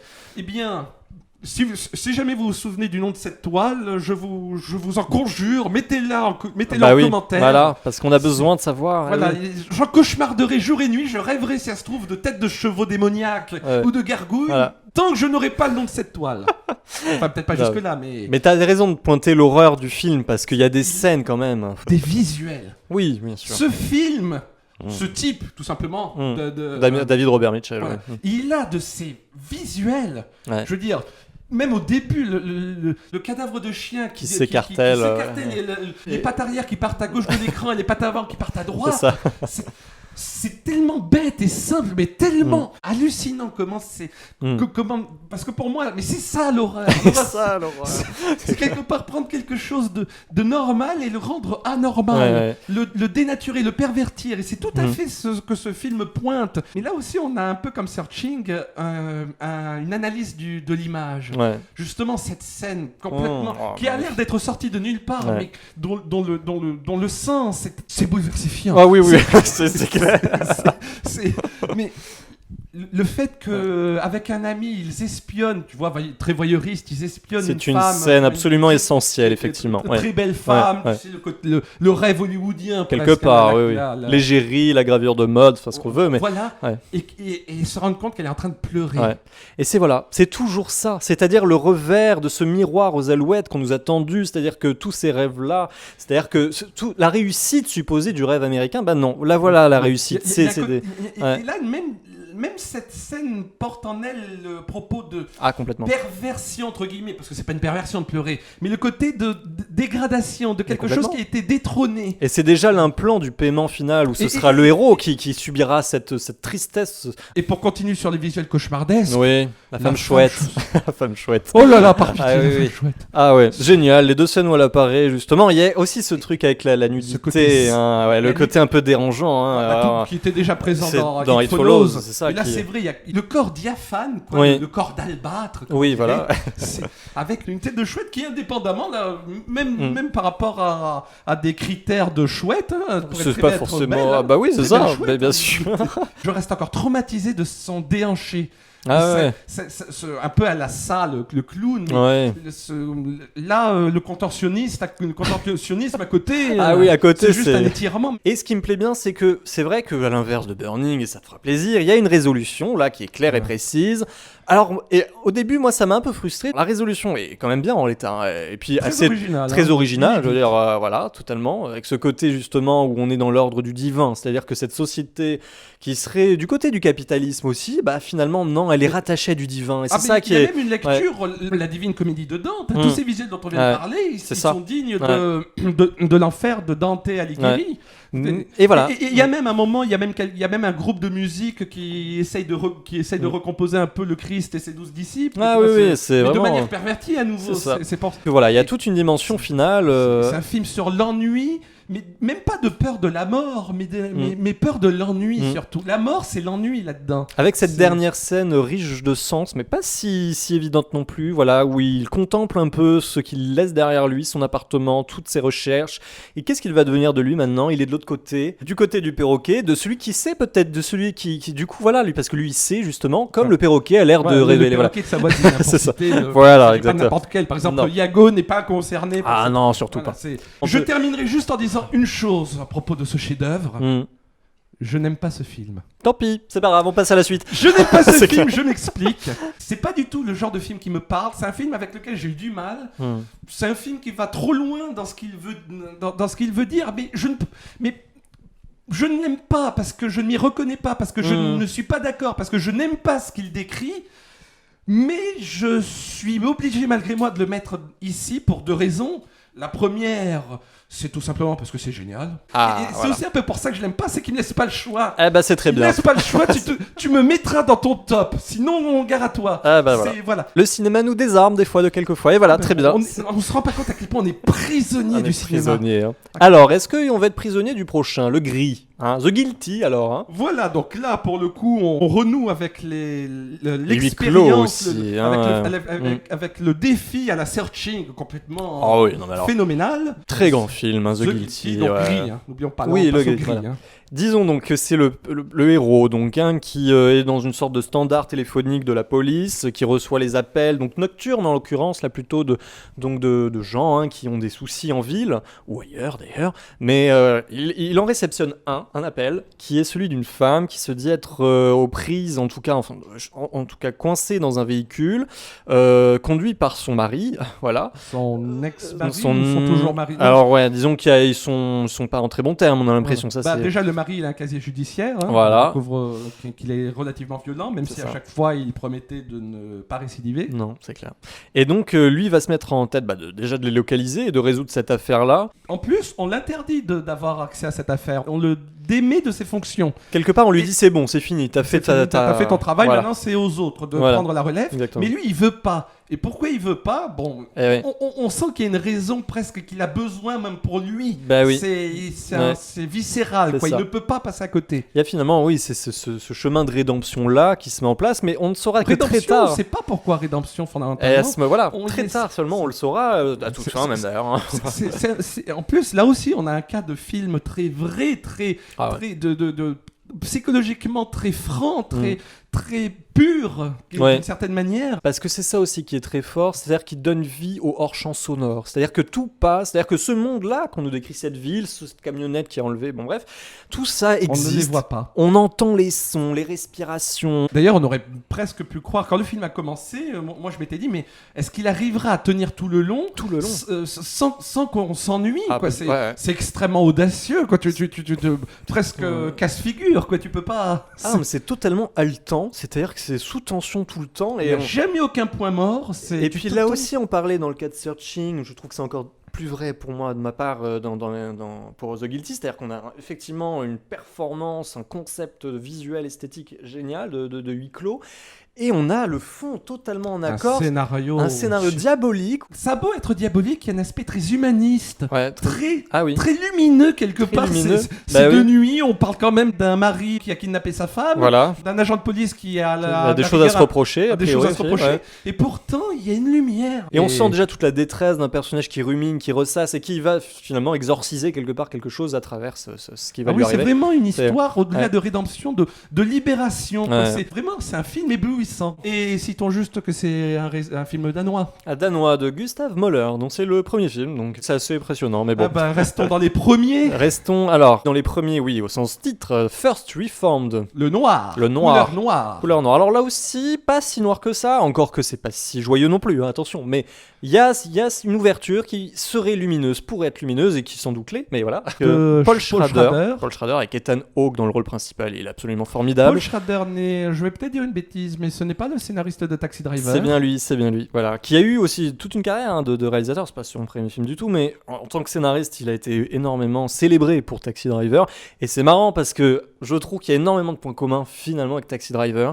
C'est-à-dire qu'on a un personnage comme ça, là en l'occurrence dans First Reformed, c'est un révérend, un pasteur, qui prêche la bonne parole, enfin ce qu'on veut dans son église. Et va être approché par une jeune femme lui demandant de raisonner son mari qui ne croit plus en rien, qui est un nihiliste, qui pense finalement que le monde court à sa perte et que sa femme donc attend un enfant et il ne veut pas qu'elle l'ait cet enfant, donc c'est quand même compliqué.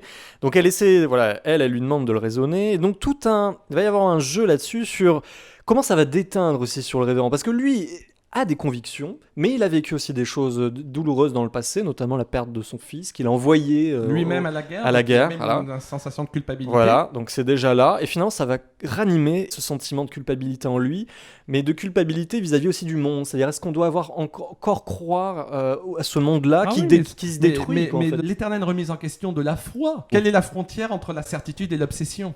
Tout le film, c'est plan fixe ou plan très simple, pas de mouvement de caméra vertigineux, etc. Sauf à deux moments. À deux moments qui sont clés. Alors, le premier moment, c'est notamment une sorte de lévitation du personnage avec du coup cette femme veuve du coup. Voilà, parce que l'autre il s'est dit alors soit c'est mon enfant que je refuse de mettre au monde, soit c'est moi c'est trop tard, je suis déjà au monde, mais je peux très bien me retirer. Voilà, au moins tirer ma révérence. Et alors justement cette femme vient auprès du révérend en lui disant qu'avec son mari ils avaient l'habitude de se mettre l'un sur l'autre dans une espèce de transe un peu dans la position de l'homme de l'homme de De Léonard de Vinci. voilà, tout à fait. Voilà. Ça. Ouais. Et donc finalement, le prêtre accepte ça, donc Voilà. il s'allonge sur le dos, Ouais, elle sur lui, il voilà. reste. Voilà. Et puis d'un coup, ensuite, voilà, lévitation, tout le fond, tout le décor change. Et d'ailleurs, cette scène-là peut même s'analyser quand tu regardes. D'abord, on commence avec des images très apaisées, la nature, etc. Et au bout d'un moment, le révérend qui penche légèrement la tête sur le côté, ce qui fait qu'il se démarque, il sort quelque part de la silhouette de la jeune femme. Et là, le fond qui devient des pneus, ça, de la c'est vrai. pollution, etc. Et d'ailleurs, on peut surtout y voir un petit figurant. oui, dans un plan. Alors là, Sur là, le c'est- petit bateau. Mais oui, c'est- Michel, vous l'avez remarqué, hein, C'est hein, mon clair. cher Michel. Le Charlie, oui Charlie, ouais, trouvez-le. Bah voilà, on l'a. Oui, non, c'est. C'est subliminal. Hein. Ah, c'est Et on se subliminal. demande ce qui trafique là. Et limite, je trouve que c'est comme Under the Silver Lake. Under the Silver Lake. D'ailleurs, en plus, c'est une photo d'un type dans un bateau sur un lac. Voilà, quelque part. Hein. Bon, Méfiez-vous des voilà. lacs, hein, on sait jamais. Et cette fin, moi C'est je d'autant trouve plus qui répond à cette scène-là, parce qu'effectivement elle est en mouvement. Alors moi j'ai peut-être une autre lecture sur cette fin-là, mais je trouve que la lecture qui moi me plaît le plus, effectivement, c'est cette possibilité enfin de quelque chose de joyeux, de lumineux. Après tout ce, parce que Tout ce- tout est voilà. tellement sombre, lourd. Quand même, voilà. Enfin, elle qui viendrait sauver le révérend. En plus, un plan quelque part qui t'emporte dans une danse, qui te sent vraiment emporté, soulevé, dans un même élan qui jamais ne s'arrête. Cut au noir, magnifique cut au noir. Eh oui, mais ça, non, mais bon, très beau film. Ouais, je crois qu'on a dit pas mal de choses. Alors on continue avec le rouge. Ah, on parlait d'horreur. Ah, là on y est là vraiment là. On ne fait plus Le semblant. rouge comme l'éclairage démoniaque de cette cabane dans l'arbre. Eh oui. Ouh là là, rouge comme quelque part ma sensation face à ce film que je déteste encore plus, je dois l'avouer, que Under the Silver Lake, mais que je trouve encore plus génial. Ah bon. Imagines-tu la torture que c'est. Ah bah oui, la schizophrénie ça s'appelle, Vivien. Oui, oui, mais le développement de personnalité, c'est ce que tu veux. Ce film, c'est du chef-d'œuvre à l'état pur. Premier film d'Ari Aster. Ari Aster. Encore plus que David Robert Mitchell. Lui, il a tout compris de l'horreur. Ah oui, ah oui. Lui, il incarne l'horreur. Faudrait presque se méfier de ce type. Hein. Je crois, mais faut moi pas j'ai très hâte personnellement. J'ai très hâte de voir ce qu'il va faire parce que donc Hérédité. Alors ça parle de quoi Ça parle de la peur. De la peur, oui, on pourrait résumer par ça. On passe au suivant. Non, du tout, on revient, ça mérite de s'y attarder. Alors, donc c'est une famille. Alors, mère, père, voilà, et puis fils et fille, voilà, on a tout fait. Voilà, alors la il manque mère, plus que la grand-mère. voilà, la grand-mère, et oui, pour cause, elle meurt au début, donc on n'a pas tellement le temps non de seulement la... au début, elle meurt avant même le début. C'est ça. Donc on commence avec ce deuil-là, un deuil qui est finalement pas vécu comme un deuil, hein, tellement, c'est comme une délivrance, hein, finalement, plus qu'autre chose. Que la mère, parce que c'est la grand-mère maternelle, on sent que la mère de cette famille... Mais elle s'étonne de pas ressentir énormément de choses. Oui, et même elle s'en veut un peu. Elle s'en veut un peu. Et finalement, bon voilà, elles étaient pas en bon terme. Mais c'est limite plus une bonne nouvelle. C'est plutôt quand même plus une bonne nouvelle. Elle va s'enfermer un peu dans une sorte de hobby qu'elle avait déjà, mais de plus en plus maquettes. Elle va réaliser des maquettes. Maquettes qui symbolisent tout le film, les ficelles du marionnettiste, absolument implacable. C'est ça, la grande... En plus, la cabane dans les bois, c'est déjà un peu une maquette en soi. C'est déjà... on commence, c'est le premier plan du film, la maquette qui est vue dans l'encadrement d'une fenêtre. Et puis on tourne, la caméra tourne, et on est dans cette maquette-là. Et on rentre... Et la maquette prend vie et devient la maison. Une véritable maison. Donc ça, c'est déjà le prodigieux. Et c'est filé tout le long du film, c'est-à-dire qu'on a vraiment l'impression de voir des personnages comme au premier plan, à l'intérieur d'une maquette, alors que c'est du réel, et c'est ce jeu-là, et puis la mère donc qui exorcise finalement, qui refait des reproductions de ce qui arrive, donc notamment un accident qui alors là est un choc, le plus grand choc de l'année en ce qui me concerne, un accident on passe à la suite. c'est clair. Cette intelligence de mise en scène, lorsque finalement la personne qui a survécu à l'accident, on va dire ça comme ça, revient se coucher dans son lit, on reste sur son visage pendant de longues minutes. Comme The Guilty, comme le coupable. Oui, c'est ça. Tout est en hors-champ sonore. Tout est en hors-champ sonore. Et voilà. Et la réaction donc de la mère face à ça, c'est vrai que. Est-ce que ça implique pour ce personnage la souffrance qui d'ailleurs le traumatisme qui le suivra tout le temps, même en salle de classe, il n'a pas osé regarder dans le rétroviseur. C'est ça. Et qu'est-ce qu'il va faire dans le bureau de sa salle de classe? Il va regarder dans le rétroviseur, qui se met au bord 4 dans le plan. À un moment donné, on se demande qu'est-ce qu'il vient faire. C'est ça que c'est une idée. C'est le fantôme des rétroviseurs. C'est ça. Christine, c'est la voiture hantée. Et voilà. Et puis moi, ce que j'aime beaucoup, c'est comment ça va dégénérer au niveau des rapports familiaux. Il y a beaucoup de scène de jour. D'ailleurs, le passage de la nuit au jour est tellement... Comme un interrupteur. Brutal, voilà, c'est ça. Jour-nuit. C'est ça. C'est tellement brutal que quelque part, le jour, c'est comme la nuit. Il n'y a pas de différence. Non. D'ailleurs, le reste du plan nous prouve qu'il n'y a pas de différence. Ouais, C'est le ciel qui a changé de couleur. Voilà, c'est ça. Bon, t'es sûr que tu veux pas passer à la suite? Non, alors, et puis seulement juste- la fin quand même. Parce que... Avant de parler de la fin, parce que... j'aimerais quand même... Bouh! Non, ça me fait pas. T'as pas eu peur? Non. Ah, mais tu Et sais pourquoi t'as Ah, pas eu peur? oui, je sais bien Parce que pourquoi. c'était brutal, c'était d'un coup. C'était le jumpscare, mais là, il n'en fait pas de jumpscare. Et c'est tout C'est pas ça la peur. Non. La peur, c'est quand tu te rends compte, après un plan fixe de 5 minutes, Oh là là. au moins, Ouais. que tu te rends compte que dans le fond, dans le noir, Ouais. il y avait une forme Une qui forme. était là depuis le début Oui. et que tu n'avais pas remarqué. Ah ouais. Mais ça, c'est la On peut grande... pas expliquer à quel Ouais. point ça te Ah, hérisse c'est les terrifiant. poils. Ouais. C'est génial, ce type a tout compris. Et Ah on oui. passe à la suite. Je te l'accorde. Merci, Passons- merci, passons- vite, on se dépêche. On se dépêche. Je te propose, après le rouge, de complètement oublier l'existence du rouge et de parler d'infrarouge. D'infrarouge, et oui. Avec un film, alors qui n'est pas sorti au cinéma, Donc mais c'est pour ça qu'on lui a réservé un titre assez à part, hein, Voilà. Infrarouge. Annihilation. Il est sorti sur Netflix. Ouais, c'est tout sur Netflix chez nous. Alex Garland, scénariste réputé déjà chez Danny Boyle, qui avait scénarisé 28 jours plus tard et Sunshine, donc pas peu dire quand même. Et puis là- il avait aussi réalisé un premier film, Ex Machina, et là Annihilation. Le Deus qui manquait à son précédent film. Ouais, total coup de cœur sur celui-là. Je ne comprends pas la programmation Netflix. Bon, ça c'est un autre débat. Mais voilà, ça aurait tellement mérité une projection en salle. Il y a des visuels parmi les plus beaux de cette année, on va pas se mentir. Bizarrement aussi les plus amateurs, les plus moches.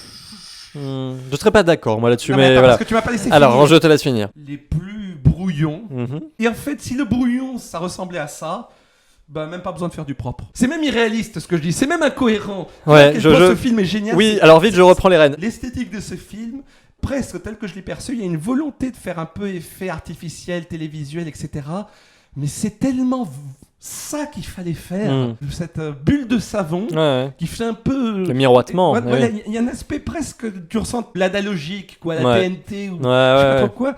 Et c'est ce qu'il fallait faire. Je trouve que ça pose une esthétique, ça pose un monde, ça pose un cadre tellement différent. Moi, je suis à moitié d'accord sur le côté brouillon. Je dirais Non, que mais c'est il y a un pas pas. brouillon, c'est pas brouillon. Je Il y fais a un- exprès de dire Il y a un côté, d'utiliser ce c'est mot-là, juste mais que c'est un parti pris esthétique qu'on a tellement pas l'habitude de voir, qui Voilà, est tellement flashy, coloré. voilà, c'est qui- comment sublimer le flashy. On est maintenant dans une espèce de minimalisme, de sobriété, chromatique aussi des univers de ce genre-là, science-fiction qui est souvent hygiénique, moi j'appelle ça, c'est-à-dire vraiment très aseptisé. Là, pas du tout, c'est Ouais. tout l'inverse. En plus, souvent, Ouais. ou alors il y a parfois des films où les lumières sont, les couleurs sont très saturées. Ouais. Je pense notamment à Blade Runner 2049, notamment avec Oui. le orange, on en avait parlé, etc. Mais ça reste très équilibré. Là, Voilà. il y a- Sauf que là, je dirais pas que c'est saturé, je dirais même qu'il y a presque une sensation que c'est blanchi. Ce film a une colorimétrie de l'éblouissement. Tout à fait. Je trouve ça génial. Oh, c'est génial. Alors, parlons de l'intrigue. Alors, c'est quand même donc une femme, Nathalie Portman. Elle attend un peu le retour de son mari qui est parti dans cette zone particulière. hein, Alors, cette zone zone, disons-le, qui est née,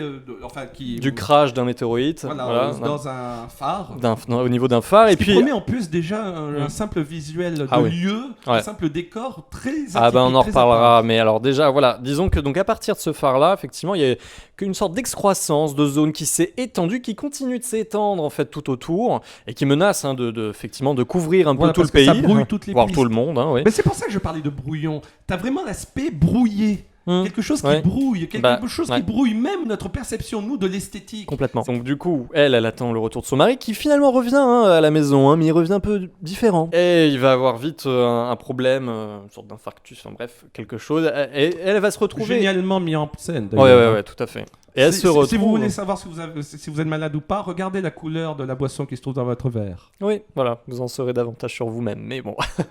Donc du coup, elle essaie de le sauver, sauf qu'elle se retrouve prise dans une sorte de laboratoire, voilà. Bah, où, elle est même enlevée par ce laboratoire, ouais, il me semble. tout à fait. Et ce laboratoire qui va lui dire, enfin notamment celle qui contrôle un peu ce programme-là, va l'avertir de ce qui se passe réellement, de cette zone qui s'étend. Et donc bien sûr, elle va être amenée à aller à son tour pour un peu indirectement comprendre ce qui est arrivé à son mari, accompagnée d'autres femmes qui n'ont plus rien à perdre, qui ont tout perdu presque quelque part. C'est une mission suicide. Voilà, c'est une mission suicide, et donc cette détresse-là, ce désespoir-là intime, va rejaillir un peu aussi dans ce milieu qui paradoxalement, est plutôt idyllique, dans une certaine manière, parce que si on creuse, effectivement, il y a des espèces, il y a des choses qui se passent, des hybridations, en fait, d'espèces. Tout est une histoire de brouillés. Voilà. Les œufs brouillés, le brouillard, Oui, elles vont avoir affaire à leur reflet, mais une sorte de réfraction de ce qu'elles sont. les reflets même de leur propre voix, de leur propre parole. Oh là là, cette scène avec, d'ailleurs, qui aussi fait partie des scènes de terreur pure de cette année, hein, voilà,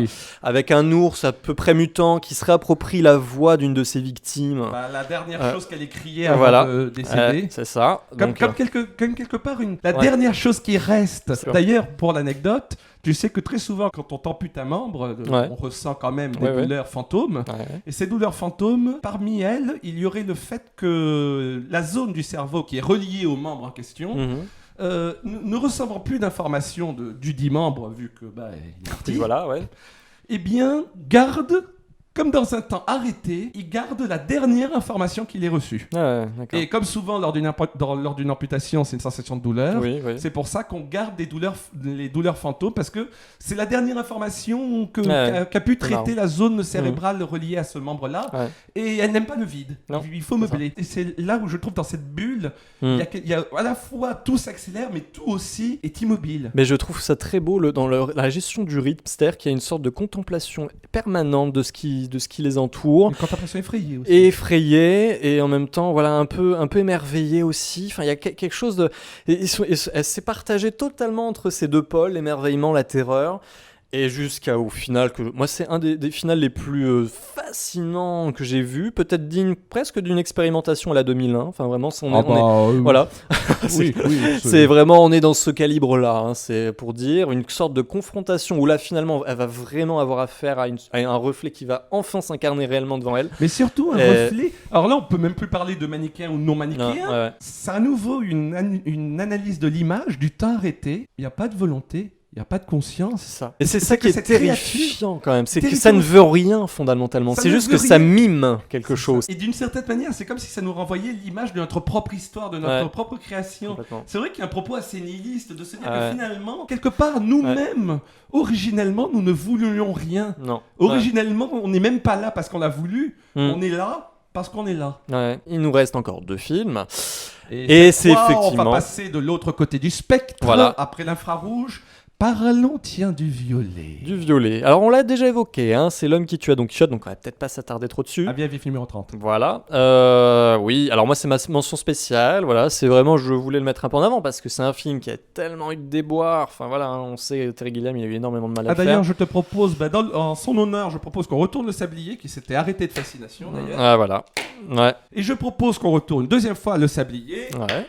Voilà. Pour fêter quand même un premier pas vers la victoire, Terry Gilliam a obtenu que son film sorte en France en DVD. Voilà, quand même, on va pouvoir le voir autre part qu'en cinéma. On se disait déjà on pouvait même plus le voir au cinéma. Voilà, donc c'est bon, de toute façon, voilà, c'est fait. Mais voilà, enfin, on va pouvoir le revoir.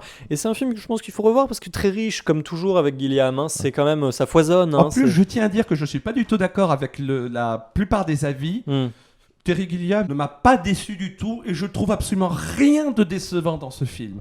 Ce film est un accomplissement. Je suis navré de vous contredire si vous n'êtes pas d'accord. C'est clair. Mais ne serait-ce que le propos, un peu à la Frankenstein, monstre de Frankenstein, on crée quelque chose qui nous dépasse très vite. Donc, il y a une analyse de l'art, il y a mais je vois ton emballement. Je crois qu'on peut résumer ce film en disant tout simplement il y a. Voilà, effectivement. Alors moi j'ai des petites réserves peut-être en termes de rythme. En termes de. Alors comme ça, Monsieur M. Burning n'est pas assez. Voilà. Mais bon, je le trouve quand même admirable, bien entendu. Mais surtout cette fin, c'est-à-dire que là tout converge enfin. C'est-à-dire qu'on a vraiment un parallèle qui est fait. Et puis même une sorte de mise en abîme totale pour le coup, on sait plus vraiment ce qui est de l'ordre de la fiction dans la mise en abîme, jusqu'à ce que le passage de flambeau soit fait. Et là c'est très émouvant à ce moment-là que Don Quichotte devienne c'est virtuose parce que à nouveau ce n'est pas illisible, à la fois on sait où on en est, à la fois d'une certaine manière on sait plus trop, mais c'est voulu quoi. On est quand même, on n'est pas dans le Gilliam totalement fantasque, bien sûr on y retrouve ça, mais il y a aussi un ancrage dans le réel malgré tout qui fait qu'on a toujours ce parallèle parallèle constant, hein, donc c'est ça qui est intéressant. Là où je serais, alors c'est pas une réserve que j'ai parce que moi ça m'a pas fait le coup, mais peut-être que je peux comprendre qu'il y a un ventre mou à un moment donné. Ben oui, Moi, je ne l'ai pas ressenti tel quel parce que Ouais. je pense que les scènes qu'on trouve sont quand même nécessaires. C'est amusant parce que dans Hérédité, on avait cette espèce d'entité qui veut s'incarner d'un à un autre, un peu à le témoin du mal, d'une certaine façon. Ben là, c'est un peu pareil, mais dans le bon côté, c'est un peu un personnage qui avait besoin d'un corps, qui avait besoin de s'incarner, et qui quelque part, ce personnage qui est Don Quichotte, en fait, tout à fait. représente donc l'œuvre, l'art lui-même, et donc il se passe de relais en relais. Chacun il y a un côté, je trouve, où cette façon d'humaniser l'art d'une certaine manière, de le représenter à travers un personnage, enfin, tout à fait. à travers plutôt une psychologie. Oui, aussi. La folie, donc qui touche un personnage, qui ensuite touche le suivant, Bien du sûr. maillon, Voilà. le maillon suivant, etc. Ah ouais, non, mais bon. Et en plus, une dernière chose à ce propos, tous les films qu'on a cités dans cette liste, pratiquement, ce sont des films que j'admire plutôt du côté presque objectif, tu vois. Enfin, l'objectivité n'existe pas, mais je me sens obligé intellectuellement de reconnaître qu'ils sont sublimes, qu'ils sont superbes. Donc, disons que c'est la raison plus qui parle pour les films qui ont précédé. Et je tiens à préciser que pour celui-là, oui, c'est le cœur. Voilà. Ça fait plaisir. Au moins un film dans ce top blanc est choisi par le cœur. Et encore une fois, ils sont tous géniaux. Si on les a mis dans ce top, c'est qu'ils sont géniaux. Très bien. Et il en reste un aussi, quand même. Ah bah oui. Alors Comme là, dont on avait déjà parlé l'année dernière. oui. Hein. Donc l'ultraviolet, oui, parce que bon, ben oui. Et donc de retour à la même place, Damien Chazelle. Et Cette couleur va lui coller la peau, dis donc. Ah oui. Encore, alors numéro 1 si on veut. En tout cas, moi je n'hésite pas à le dire, c'est mon numéro 1. Non plus. Mais en plus, ça s'appelle First Man. Voilà, c'est donc un signe. Voilà, First Man. Donc l'histoire de ce Neil Armstrong. Et oui, premier homme à avoir posé le pied sur la Lune. Et oui. Non, juste l'histoire de Neil Armstrong, c'est tout. Voilà, mais oui, parce que fondamentalement, on va s'intéresser à l'histoire de l'homme et pas forcément du héros qu'il a été proclamé comme ça. On va suivre déjà sa vie, son drame aussi intime, parce que c'est quelqu'un dont je ne savais pas qui a perdu sa fille en fait, qui était toute jeune, et ça a construit chez lui toute une sorte de désespoir, comme ça, et finalement, ce qui est très beau, c'est de voir comment lui, à travers presque ce défi qu'il se pose, d'aller dans l'espace et d'aller sur la Lune, il va pouvoir se soigner, c'est ça, c'est toute la trajectoire. La Lune, qui est la représentation du cimetière, ou la représentation, peut-être un œil divin, peut-être que c'est sa propre fille d'une certaine façon. C'est ça. D'ailleurs, j'aime beaucoup parce qu'il y a pas mal de points qui relient la Lune et sa fille, mais notamment le fameux bracelet que sa fille lui donne. Quand il le jette sur la Lune, souviens-toi, c'est un peu la même valeur de plan que lorsque la fusée se décroche de sa base. Oui, on peut y voir à échelle très différente. Oui, bien sûr. Voilà. Oui, c'est pas vrai. Mais j'ai l'impression que le fait de disparaître comme ça dans la nuit, quelque chose. Il y a pas mal visuellement de parallèles que j'aurais trouvé. C'est pas du tout un film qui va broyer du noir pour broyer du noir. C'est pas ça. C'est-à-dire qu'on a toujours ce rapport, et notamment avec la femme de Neil Armstrong, où il y a un côté très... Joué par Claire Foy. Claire Foy, voilà. Au fait, attends, préciser que c'était Sébastien Répliquant qui jouait... Bien sûr, Ryan Gosling, oui. Jouait Ryan Gosling, oui. Très très belle performance, qu'il sait très bien faire, c'est-à-dire cet homme qui vraiment, en façade, ne révèle rien, et puis finalement, on sent que des fois, intérieurement, ça... Il était tellement taillé pour le rôle que limite, on se demande est-ce qu'il joue. Ouais. Je sais pas, il y a un aspect presque. C'est ça. C'est lui, c'est Neil Armstrong, mais enfin, et encore, c'est. Ah bon ? Oui, c'est lui. Alors moi, après, la réserve que j'ai entendue un peu partout, sur laquelle je suis pas du tout d'accord, et qui, à mon avis, est totalement, par contre, en accord là avec le programme du film, c'est cette caméra portée que beaucoup ont critiqué, cette mise en scène qui est toujours un peu sur le vif, tremblante. Sachant que je pense de mémoire que les séquences où il y a une caméra portée tremblante, ce sont pas n'importe lesquelles. Elles sont pas diffuses tout le long du film. C'est vraiment des modes, je pense. C'est vrai que dès qu'on a la Lune en fait dans le champ quelque part, on a l'impression. Ou dès qu'on s'en rapproche.